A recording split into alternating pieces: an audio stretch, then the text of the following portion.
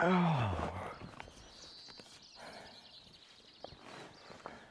So, you join me in New Zealand for the 2nd of November. I landed in 17th of September, no, I can't remember, a week after the 17th of September, so I'll put the date up on the screen. I landed in Christchurch, and I'm going to do this whole video unscripted because I think that's way more fun. I've been putting this off ages because I think I was just thinking about it too much. I'm basically just going to tell the whole story from start to finish. But yeah, the reason I didn't get this video out sooner, because ideally I wanted to get this video out like a week after I landed, you know? And I wanted it really cinematic and like cool and shit. But it went to utter crap when I landed. Like, as soon as I landed here, the whole like plan or whatever, it just wasn't smooth at all. It just went all wrong. So, and then it was just super stressful and just like, yeah, pretty shit.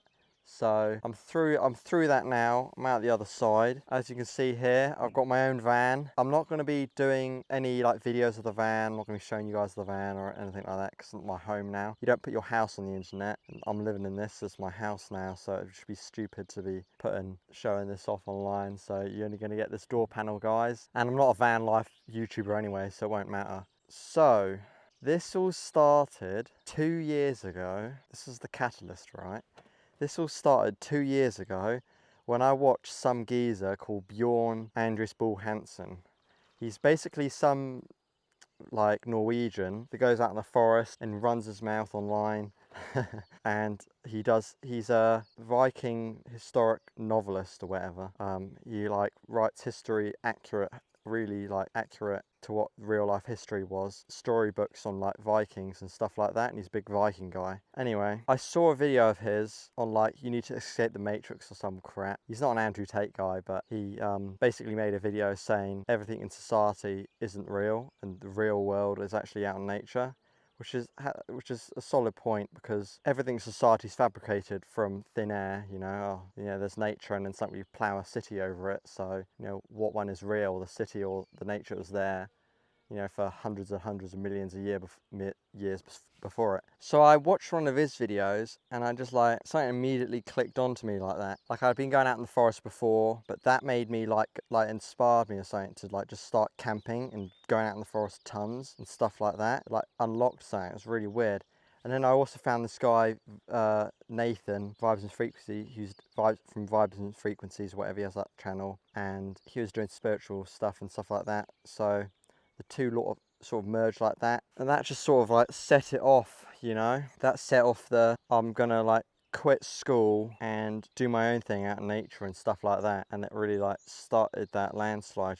So I watched these two guys, right, and especially after I watched Bjorn, whatever, that video on like how society's all fake. It's a really simple basic video where it's just him on the camera next to a campfire. Anyway, so I immediately after that decided, yeah, I was in sixth form college in the UK doing like 3 A levels, and I hated all of them. It was a big mistake. I was just doing it because it's comfortable. And I was like skipping a bunch of lessons, and I was slowly like, leaving it, but like, just through poor attendance. And then after that video, I was like, from now on, I'm not going to school ever.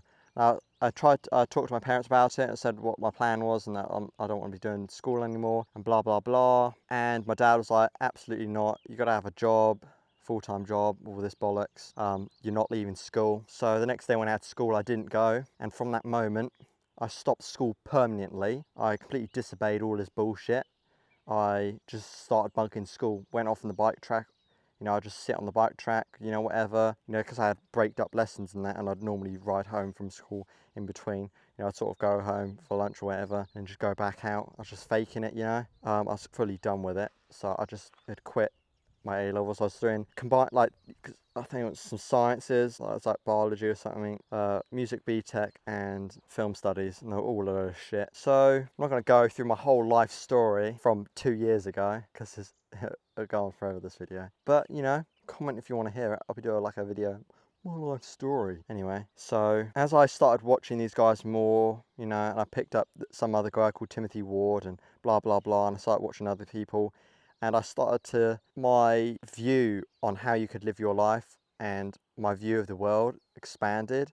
And people's viewpoints and philosophy, and it went from, oh, you have to work a job for accommodation, so you have to work a job, get a bunch of shit with the money, so you have to keep working the job. Went more from that to like there's people in Africa in huts just killing animals and living like that. There's people in the jungle, infinite amounts of ways people are living. There's those monk dickheads in the mountains, and they just sit there and they just like meditate and shit. They actually do F all, and village people give them food and money because they appreciate that they're sitting there doing F all. It's super weird how, there's literally a million ways people are living their lives. So as soon as I realised that working a full-time job, and especially like Andrew Tate brought this up, but instead of, when I started watching Andrew Tate and getting into it with Andrew Tate stuff, instead of going, oh, I need to get rich to escape the matrix, I went the opposite way of, I need to lose everything, go broke and all of that, and go out into nature and like get rid of stuff. Because his version of escaping the matrix was, you've got to get super rich so you can be spending money all the time, ultra consumerism, get some mansion or whatever, and then you can go anywhere in the world and have all the cars and all of that.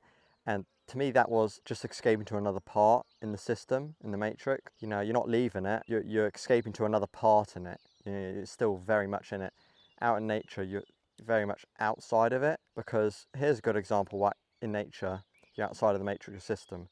If I go thousands and thousands of miles out in the jungle and I meet some dickhead I don't like and then I murder him, no one's going to find him out there. Like the bush in the jungle or whatever, your forest out in New Zealand, and especially in places like the Amazon rainforest, if you go missing out there, you're not going to be found. Your body's just going to get overgrown by vegetation pretty soon and decompose down. People think, oh, people get found all the time. Lots of people that get lost out in the bush here, oh, they get found all the time. I've seen the maps.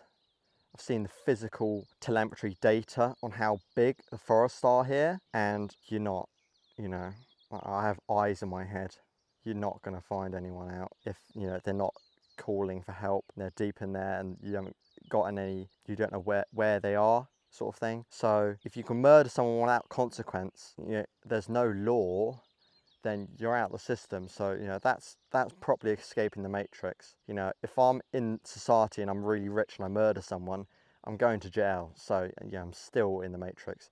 So anyway, a year later, it's summer or whatever, and I'm like, oh, I want to go to New Zealand. I was at a point in my life where I was at a crossroads of, it was time to move out. I wanted to move out of my family's house or whatever. I was at that stage where that was the point, where you get to that point, people younger than me or whatever, or they're not at that stage, not going to understand, but there's a point where they're like, yeah, it's time to leave now. So I was like to my parents, whatever, I want to go to New Zealand or whatever. My stance or idea there was that I wanted to build a life there instead of in the UK. So I was like, this September I'm just going to fly to New Zealand. This is a year ago, and they're really against it. They're like, oh, it was early in the summer. They're like, oh, you should really look at, doing 1 year at college. And I was like, absolutely not. We saw how well sixth form that college went, that didn't go, that was horrible. So I was really against it. And they're like, look, just do 1 year mechanics course, or they're suggesting mechanic, get a trade job. So when you come to New Zealand, you have a trade job, so you can easily find work. You can just land. Everyone will want to hire you. You get loads of money. You'll have easy money, easy work. Because you'll always have work because you'll be a mechanic or whatever. So they ended up convincing me over slowly, 2 months of that, to do that. So I ended up signing into that college or whatever. Plumpton College, 1-star review. They're a bunch of dickheads. It's a shit college. So. So I ended up going to that college because I was like, you know what, it would be good to get a good foundation, get a good trade school skill. So when I do, and get some money. So when I do go to fly to NZ, I have a solid base to land with and get work. And, because originally my plan was, get an Airbnb or a little rental thing and then immediately start looking for work or whatever, and then get some shitty job at a KP restaurant or bin man or whatever while renting, whatever. That was my original plan, just land Airbnb, sort of set myself up. I wasn't even thinking about staying with my grandparents originally because I have grandparents here. They weren't even in the plan yet. So fast forward a year doing this mechanics course, which taught me jack shit. It was my uncle who's a mobile mechanic, which I did a bunch of time with him. He taught me a bunch. And so I finished that. I fail it because I didn't finish this one metal piecing work. So I passed every single aspect of that course, but just because I didn't finish making this stupid little bullshit metal saw, it's like a tiny, you got to drill holes into this metal piece of metal, and you got to like drill the shape into it basically. And because I didn't drill a fucking shape into a piece of metal, I didn't finish it in time before the end of the course, they failed me on the entire certificate. So I ended up starting my own business as a mobile mechanic, pulling in over £140 a day, and that actually went all right. I was doing like 4 jobs a week, you know, and I didn't even get it started, you know. I only had it for a couple weeks going, maybe a month max, before I ended up stopping it, getting ready to go to NZ and flying out. So while all of my mates just went back to college to do the next higher level. So after I finished that course, I sold everything that was high value and that wouldn't be taken with me, like my electric bike, my car, a bunch of random stuff on Vinted. And then I packed a large purple suitcase and a small blue one and a carry-on bag of all my stuff that I wanted to bring. And then I flew out to Sydney, where I spent a week or under a week with my godmother at her place in Sydney, and then flew to Christchurch, where I was going to be staying with my grandparents until I could get a van like this and get out of there. Now, the plan was, as soon as I landed in Christchurch, I already had a bunch of vans saved and lined up on Facebook Marketplace that I was going to land and then hit up, and then boom, boom, boom. It's going to be super easy. Get a really nice van for a good price really quickly. Already have a green self-contained cert, all the paperwork, all that done. Good nick engine, stuff like that. For people in the UK that don't know, in America, van life has become so extremely popular here that you need certification or effectively like a license card to sleep in your van on public land or anywhere that isn't private land here, otherwise you get fined and shit like that. Basically the same way in the UK we have an MOT, we have an MOT here, but for sleeping in your van. You've got to have like a toilet installed, wastewater tank, you know, water tank, so it's all, you know, contained and stuff like that, and you've got to get inspected, you know. So I was like, yeah, it's all going to be sorted. I'll get that, move my stuff out into that, and then I'll just send it out, you know, and get work in the garage or whatever. So I land, right, and all of the vans I had lined up on Facebook Marketplace immediately get sold or just dry up or disappear. You know, they're even disappearing while I was in Sydney. And then I'm searching on the market desperately as soon as I get there, because I'm like, fuck, I don't want to be in my grandparents' house, this is rubbish. They're all right, it's no fault of their own, but, you know, I wanted to be out. You know, I left my parents' house and went to New Zealand to, you know, be on my own and do my own thing, not, you know, bunk at my grandparents' house. So obviously I wanted to get out there pretty quick. So I'm desperately searching on the market, and the market dries up of people selling their vans. Like the market, like of all the vans that are on that being sold, just dries up. So I got started getting really desperate. I'm like, Jesus, I'm going to end up getting a real shitter, not a good one, because I just want nothing more just to get out as soon as possible. And yeah, so that wasn't great. Then I had problems like getting a bank account in New Zealand, and they were mucking me about tons and tax number and all this stuff, and just getting the van just blew up my whole operation so quickly as soon as I land. For all my ones that I had lined up ready to look at, they were saved, get sold, disappear, and the market dries up. So that was peak. Right, so I think 3 weeks go by, and I know that doesn't sound long, but for me that was ages, super long. And I managed to find a van without a green cert, and I was like, screw it, I'm just gonna get it. You know, it was I don't want to give details about it because I don't want to give any identifiable information for my address on wheels. Face value looked really good, like an absolute bargain. End up spending 8.5 grand. I landed here with 16 grand New Zealand dollars. Spent 8.5 grand on that. Then 1,400 essentially on insurance. And then the adventure of trying to get a green cert began. And oh my God, that was such a pain in the ass, because it's all this complicated legal shit with the green cert, and I couldn't do it myself because my grandparents had zero absolute F all tools. Their garden shit, no tools. It was really poo-poo with that one. So I'm emailing a bunch of people companies to try and get a green cert. Mainly I was doing a bunch of research using ChatGPT to find out and figure out what I needed to get. You know, I was trying to do it as cost effective as possible. Anyway, during my research with ChatGPT or whatever, I learned that because my van has a 240-volt hookup, you know, so you can plug into a campsite for household power, and because you need a electrical warrant of fitness, basically MOT but for electrics for a camper van, because you need one of them to get a green cert. I found out, I was like, shit.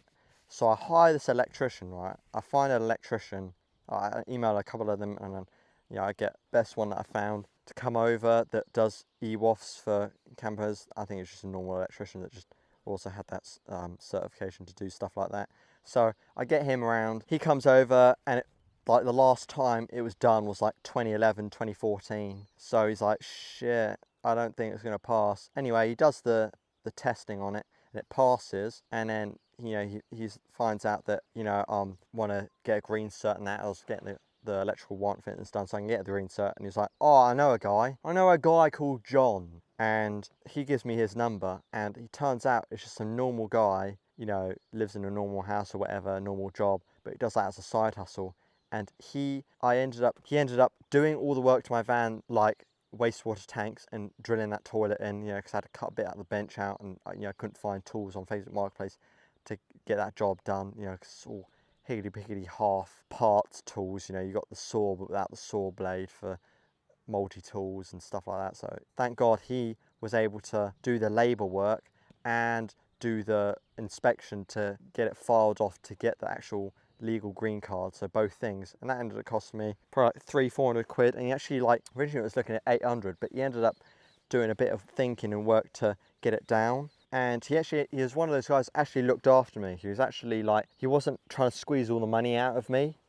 He was actually like, he's just one of those guys, you know, that he's not like a scammer or like trying to get the money out of you and stuff like that. He wants the best deal for you as much as the best deal for him, you know.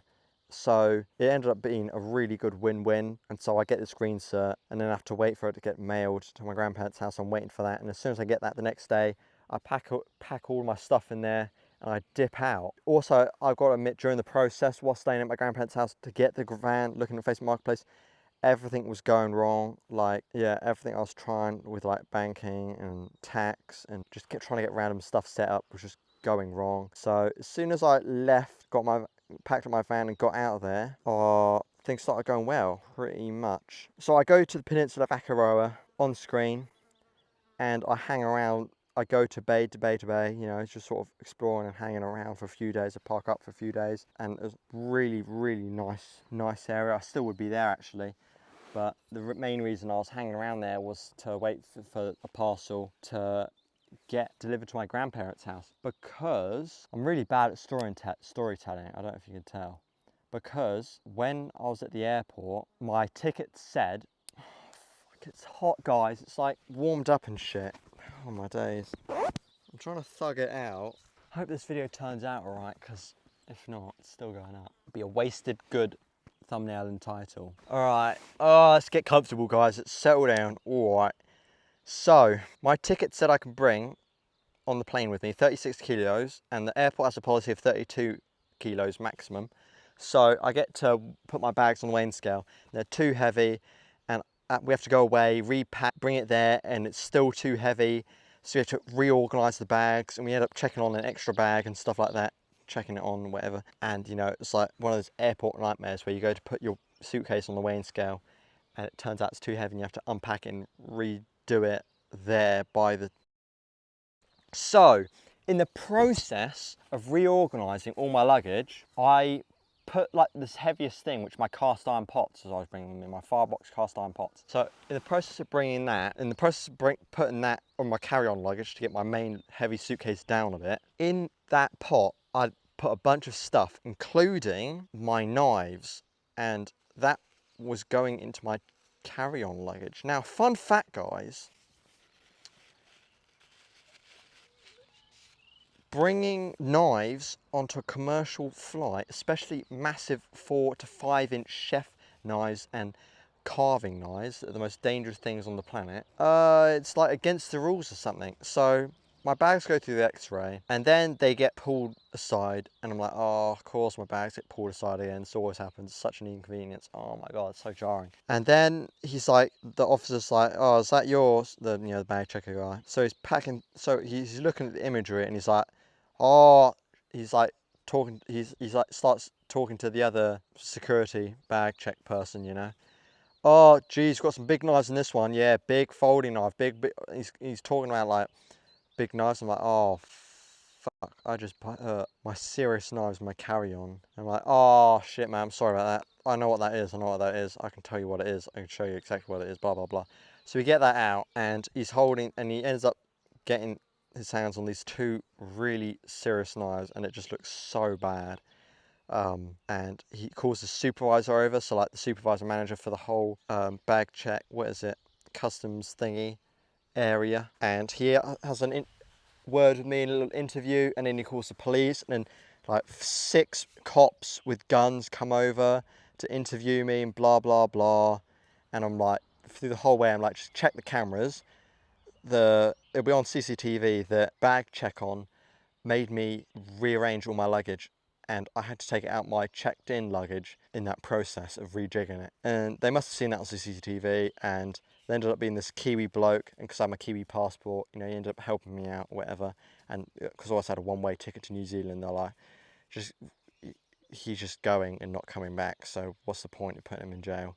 Fun fact also, if you're caught in public with a knife in the UK, you get like 4 or 5 years of prison straight up with no excuse, you know, you just get thrown in the slammer. So they take my knives and they keep them for themselves. They say they destroy them. I reckon they just keep them, sell them at auction or whatever. So someone's got my knives, some lucky fucker's got my knives. I should have tried and brought them back, but some dickhead, some cop probably got some nice knives now. So I lost my knives, that was great, and I nearly got arrested and thrown in jail before I could even leave the airport. So now I've lost completely in the story where I was. So back to present moment. Oh yeah, so that's when the story got lost. So I was waiting for that parcel because my parents had to send over the stuff that I couldn't take with me in my bag because the airport had a different weight limit. So anyway, I did leave my hacksaw in my checked-in suitcase. At least I got to keep that. But my two favourite knives that are actually useful for cooking, they got taken, man. They got taken.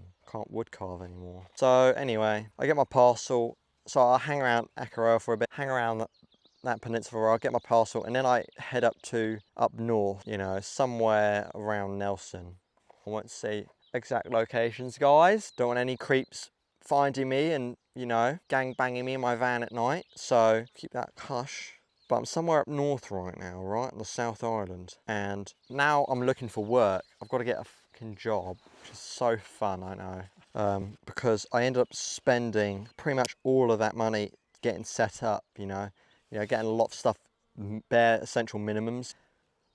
I'm out up north, you know, where the vineyard fields are and the fruit growing fields are and stuff like that.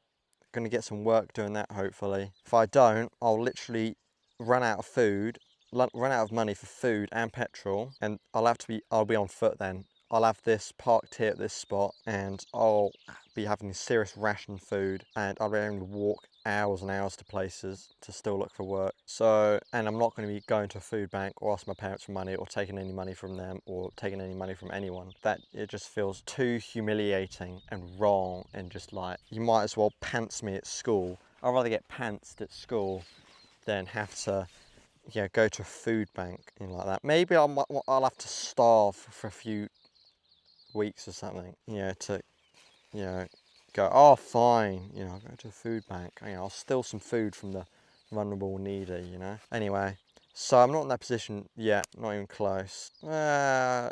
Pretty close. So I'm basically just going to drive around to these farms. I'll try and get on audio or video, so I can document the process, to try and get some normal labour work. So if the farm work turns out to be literal torture, I'll end up going to KP or something like that. Now, Kokoda, why didn't you go to a mechanic's job? Why don't you, you got your mechanics whatever cert and you started a business and all that, you got this mechanic experience.